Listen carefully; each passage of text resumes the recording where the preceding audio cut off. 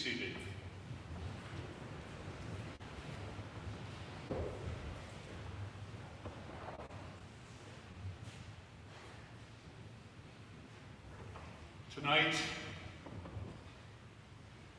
Tonight, I want to tell you the story of an empty stocking. Once, upon a midnight clear, there was a child's cry. A blazing star hung over a stable, and wise men came with birthday gifts. We haven't forgotten that night down the centuries. We celebrated with stars on Christmas trees, with the sound of bells, and with gifts, but especially with gifts. You give me a book, I give you a tie. Aunt Martha has always wanted an orange squeezer, and Uncle Henry can do with a new pipe. For we forget nobody, adult or child. All the stockings are filled, all that is except one. And we've even forgotten to hang it up. The stocking for the child born in a manger. It is his birthday we are celebrating. Don't let's ever forget that. Let us ask ourselves what he would wish for most. And then let each put in his share. Loving kindness, warm hearts, and a stretched out hand of tolerance. All the shining gifts that make peace on earth. End quote. These words are a Christmas sermon, yes, but not mine. Written by the angel Dudley, Cary Grant, and preached by Bishop Henry Braun, David Niven, in the 1947 Christmas classic, The Bishop's Wife. They stand the test of time, I think, apart from Uncle Henry, who likely gave up the pipe years ago. I've got a question for you. What am I doing here tonight? Apart from having the great opportunity to walk up with Rosamond and the others to the cradle tonight, I gotta tell you, I got the best advice ever. I asked, which way do you think baby Jesus should face? Towards his mother or towards his father? And young Rosamond said, towards his mother. Good advice from a loyal granddaughter. But what am I doing here tonight? Well, I'm not here to explain the virgin birth or any of the other mysteries of the faith. We'll take care of that during the next 51 Sundays. That's not what you're here for. You may be here because it's your church, because you're here every week,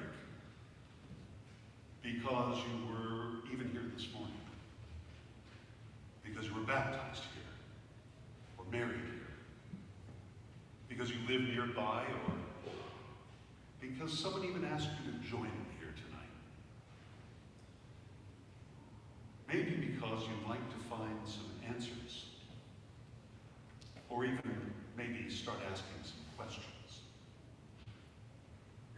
Or possibly because you simply don't want to be alone tonight. All good reasons. No matter why you're here tonight, the message of the night is simple. Whether you are a person of deep Christian faith, some other faith, seeking faith, or of no faith of which you are aware at all, it matters not a whit. The God in whom we live and move and have our being, without whom nothing was made that was made, the ground of our being, the supreme architect of the universe, so loved the world that he gave his only begotten Son, that we might live and live abundantly.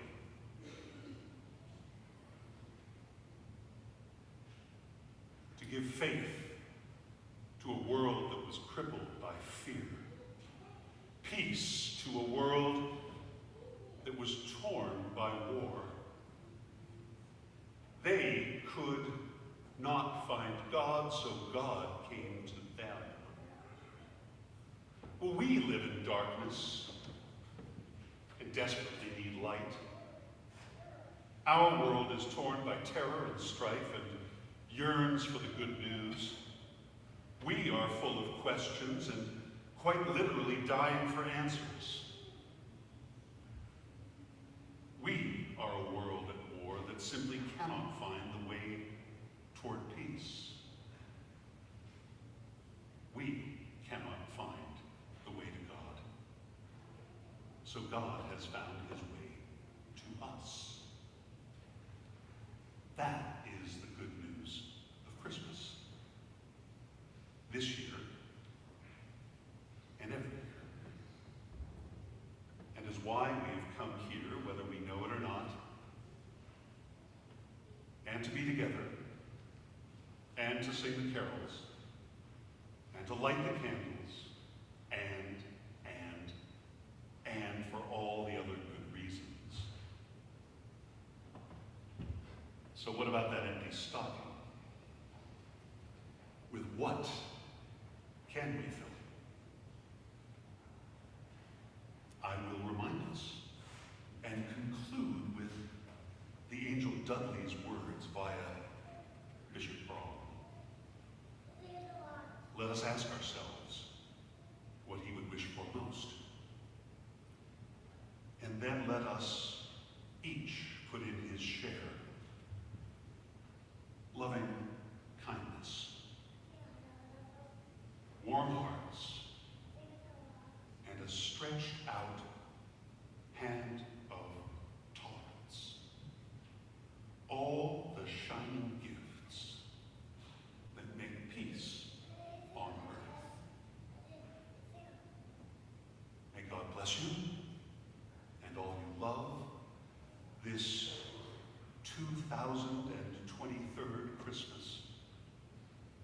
And may you be a blessing in this world as we go together out into the world as the body of that same Jesus Christ, nourished by the body of Christ, to seek and serve Christ beyond these walls this night.